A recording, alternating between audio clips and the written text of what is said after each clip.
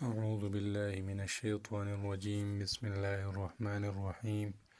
مشکوٰۃ شریف کا باب اللہ عز و جل کے ذکر اور اس کے تقرب کا بیان جاری ہے۔ مشکوٰۃ شریف کی حدیث 2269۔ حضرت ابو درداء رضی اللہ تعالی عنہ بیان کرتے ہیں کہ رسول کریم صلی اللہ علیہ وآلہ وسلم نے فرمایا، کیا میں تمہیں تمہارے بہترین عمل کے بارے میں نہ بتاؤں جو کہ تمہارے مالک کے ہاں اجر کے لحاظ سے زیادہ بڑھنے والا، تمہارے بلند درجات کا باعث کا بننے والا، تمہارے لیے سونے اور چاندی کے خرچ کرنے سے بہتر، اور تمہارے لیے دشمن سے ایسا جہاد کرنے سے بہتر جس میں تم ایک دوسرے کی گردنیں اڑاؤ، یعنی تم جو ہے وہ غازی بن جاؤ، یا جو ہے تم شہید ہو جاؤ۔ تو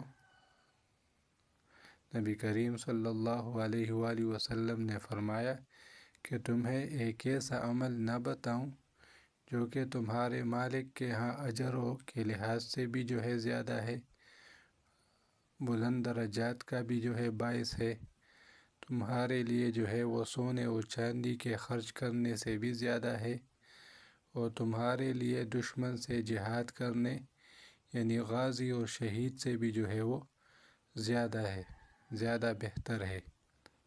تمہیں ایک ایسا عمل جو ہے وہ نہ بتاؤں؟ تو صحابہ رضی اللہ تعالی عنہ نے عرض کیا، کیوں نہیں، ضرور بتائے۔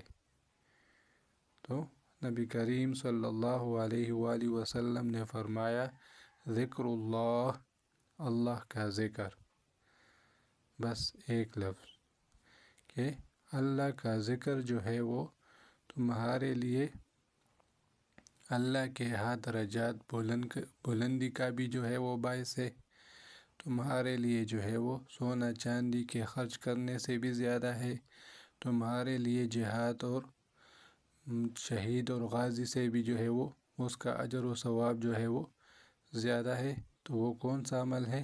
وہ ہے اللہ کا ذکر۔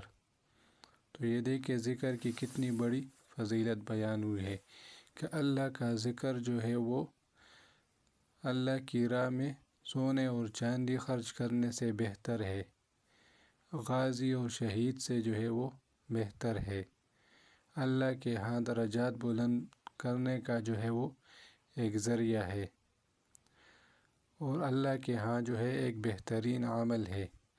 تو یہ ذکر کی فضیلت بیان ہوئی کہ اللہ کا ذکر جو ہے وہ یہ ان سب چیزوں سے جو ہے وہ افضل ہے۔ بابا بھی جاری ہے۔ اللہ کریم ہم سب کو قرآن و حدیث پر عمل کرنے کی توفیق عطا فرمائے۔ وآخر دعوانا ان الحمد للہ رب العالمین۔